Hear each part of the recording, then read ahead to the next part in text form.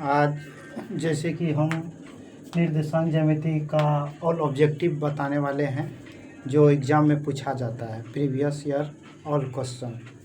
जैसे कि पहला क्वेश्चन है कि बिंदु 1 और 5 किस पद में स्थित है। इसके लिए सबसे पहले हमको इस चार्ट को याद कर लेना है। प्रथम चतुर्थांश में होता है प्लस प्लस, दूसरा में होता है माइनस प्लस, तीसरा में होता है माइनस माइनस, चौथा में होता है प्लस माइनस। देखेंगे 5 और 1 और 5 किस चतुर्थांश में है।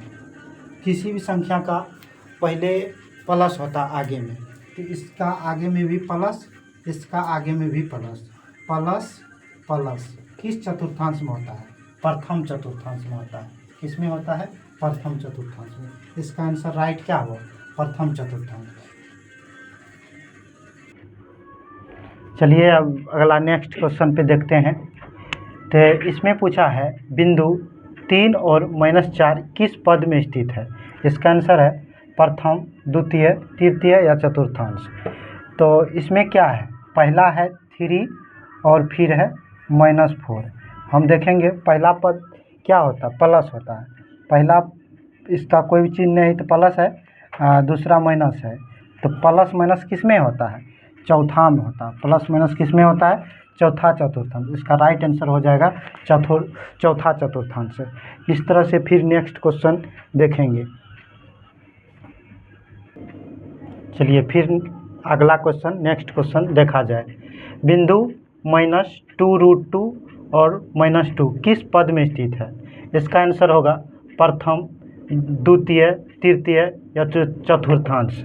इसका हम देखते हैं कौन सा आंसर होगा। तो इसका सबसे पहले वही बात याद रखेंगे कि पहला वाला होता है x, दूसरा वाला होता है y। तो x माइनस है, फिर इसके बाद माइनस है। तो माइनस माइनस किस चतुर्थांश में होता है? माइनस माइनस तीसरा चतुर्थांश में होता है। इसका राइट आंसर हो जाएगा तृतीय। इसका राइट आंसर क्या हो जाएगा? तृतीय पद। आप लोग जैसे कि सवाल देखिए, निम्नलिखित में से कौन सा बिंदु तृतीय चतुर्थांश में स्थित है। क्या बोला? तृतीय चतुर्थांश में स्थित है। तो सबसे पहले तृतीय चतुर्थांश में याद रखेंगे क्या पढ़े थे आगे ग्राफ में कि माइनस माइनस माइनस माइनस, मतलब यह x और यह y है, यह x और y है। तो इस तरह से x और y है, तो तृतीय चतुर्थांश में क्या होगा? माइनस और माइनस होगा। तो इसमें देखेंगे कौन और माइनस है, तो बी नंबर में क्या है? माइनस माइनस है। जैसे कि आप लोग इसका जवाब कमेंट में भी दे सकते हैं और मेरा चैनल को सब्सक्राइब भी कर सकते हैं। हम नया यूट्यूब चैनल बनाए हैं, इसके लिए आप लोग सपोर्ट करें मेरा चैनल को। यह क्वेश्चन 2025 में पूछा गया है। तो जैसे कि यह क्वेश्चन 2025 में पूछा गया है बिहार बोर्ड में।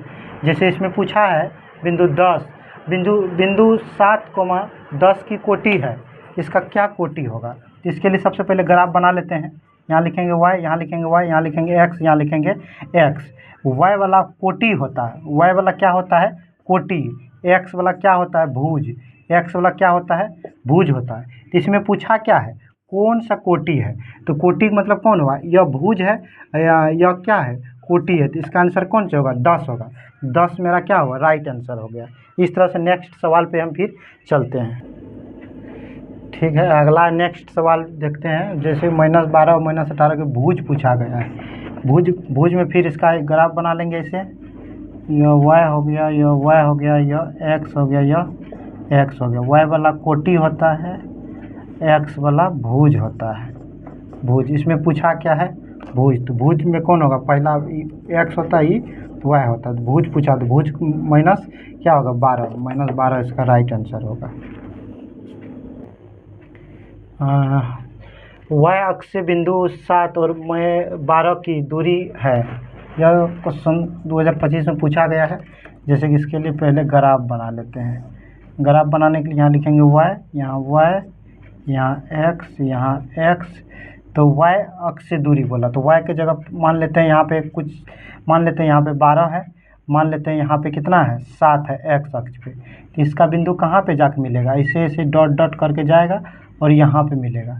तो यहाँ पे इसको बोलेंगे कौन सी बिंदु? इसको बोलेंगे प्रतिच्छेदी बिंदु। प्रतिच्छेदी बिंदु मतलब 7 और 12 और 7 होगा, सॉरी x 7 और 12 होगा। जैसे कि इसमें देखेंगे इसका दूरी पूछा है, y अक्ष से दूरी पूछा है, तो y अक्ष से दूरी यहाँ से यहाँ तक की दूरी, यह दूरी इतना है तो इसका दूरी यह यहाँ से यहाँ तक हो जाएगा। इसका राइट आंसर कितना हो जाएगा? 7 हो जाएगा। इसका आंसर कितना हो जाएगा? 7 हो जाएगा। चलिए नेक्स्ट सवाल देखा जाए। इसमें पूछा है x अक्ष बिंदु 12 और 14 की दूरी कितना है? ए नंबर 12, बी 14, सी 13, डी 15। इसके लिए सबसे पहले हम ग्राफ बना लेते हैं। ग्राफ बनाने के लिए y, यहाँ भी y, यहाँ भी x, यहाँ भी x। तो पहले y अक्ष वाला चलेंगे, तो मान लेते हैं यहाँ पे y में यहाँ पे 14 है और यहाँ पे x में 12 है। तो इसका ग्राफ ऐसे ऐसे डॉट डॉट जाएगा, यहाँ पे मिलेगा, तो यहाँ पे मिलेगा यह 14 हो जाएगा, यह 12 हो जाएगा। इसका दूरी बताना है हमको, x अक्ष की दूरी बताना है। x अक्ष की दूरी कितना है? x अक्ष यहाँ से यहाँ तक की दूरी x, यह x है, यह y है। x अक्ष के राइट दूरी कितना हो जाएगा? 14। इसका राइट आंसर कितना हो जाएगा? 14 राइट आंसर हो जाएगा। यह सवाल नेक्स्ट सवाल है। जैसे इसमें पूछा है x अक्ष से बिंदु 3 और 4 की दूरी कितना होगा। यह सवाल 2024 में पूछा गया है, 24 में पूछा गया सवाल है। तो पूछा x अक्ष से बिंदु 3 और 4 की दूरी कितना है। तो x वाला अगर पूछे तो y वाला, x वाला पूछे तो x यह होता है और y यह होता है। तो x वाला के लिए यह राइट आंसर हो जाएगा। x अक्ष की दूरी कितना हो जाएगा? 3 हो जाएगा x। सॉरी, यह सवाल हमसे मिस्टेक हो गया था। इसमें y अक्ष से बिंदु पूछा था, y अक्ष से बिंदु 3 और 4 के बीच की दूरी पूछा था। y अगर पूछे तो x वाला का जवाब देना है, x पूछे तो y वाला का जवाब देना है। तो इसमें y पूछा है, तो y पूछा है तो x वाला के लिए जवाब क्या हो जाएगा? राइट, 3 आंसर हो जाएगा। जैसे हम ग्राफ में बताए थे, मतलब कि ग्राफ पीछा वाला जो ग्राफ बताए थे, सेम उसी कंडीशन में यह सवाल भी है। जैसे कि यह सवाल 2024 में पूछा गया था। सवाल है ए रूट में, ए कोष्ठ में है 2, 3 और बी 4, 1 के बीच की दूरी कितना होगा। यह सवाल 2024 में पूछा गया था। इसका अगर आप लोग जवाब जानते हैं तो हमको कमेंट करके बता सकते हैं इसका राइट आंसर क्या होगा। जैसे कि हम फिर भी इसको बनाने का कोशिश कर रहे हैं। देखिए, तो पूछा ए और बी के बीच की दूरी, ए और बी के बीच की दूरी। हमको ए कितना दिया है? ए दिया है 2, 3, बी दिया है 4, 1। इसके बीच की दूरी ज्ञात करना है, ए और बी के बीच की दूरी ज्ञात करना है। तो पहला ए है, दूसरा बी है, तो बी वाला को पहले लेंगे, बी 2 लेंगे यहाँ पर स्क्वायर प्लस 1 माइनस 3 पर होल स्क्वायर। इसका हो जाएगा 2 पर होल स्क्वायर प्लस यहाँ पर हो जाएगा -2 पर होल स्क्वायर। यह हो जाएगा 2 दूनी 4 प्लस 2 दूनी 4, माइनस पर स्क्वायर है, यह प्लस हो जाएगा 4, 4 हो जाएगा 8 का रूट से बाहर करते हैं तो इसका 2√2 हो जाएगा। 2√2 इसका राइट आंसर हो जाएगा। इनमें से कोई नहीं। इसका एक फार्मूला होता है, फार्मूला ए और बी के बीच की दूरी ज्ञात करने का फार्मूला होता है x2 माइनस x1 पे whole square plus y2 minus y1 पे होल स्क्वायर। हम इसको इस तरीक़ा से भी लिख सकते हैं आप लोग समझने के लिए। तो कैसा लगा यह सवाल हमको कमेंट करके बताएं। यह सवाल कभी कभी एग्ज़ाम में 2 नंबर का भी रहता है और ऑब्जेक्टिव में भी पूछ लिया जाता है। तो ऑब्जेक्टिव के लिए ऐसे सॉल्व करें और तुरंत सॉल्व करें।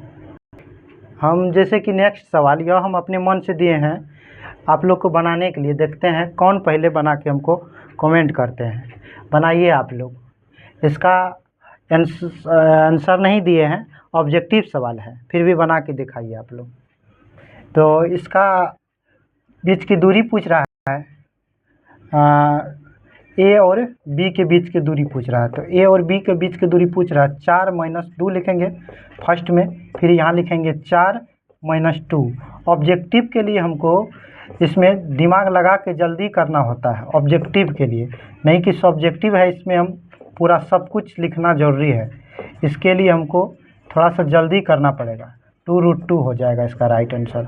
ऑब्जेक्टिव के लिए भी कभी कभी यह सब्जेक्टिव में भी पूछ लिया जाता है, तो हम इसके लिए ऑब्जेक्टिव के लिए एक विशेष रूप से हम वीडियो तैयार कर रहे हैं जो आगे डालेंगे कल, तो वह देख लेना बहुत ज़्यादा ज़रूरी होगा।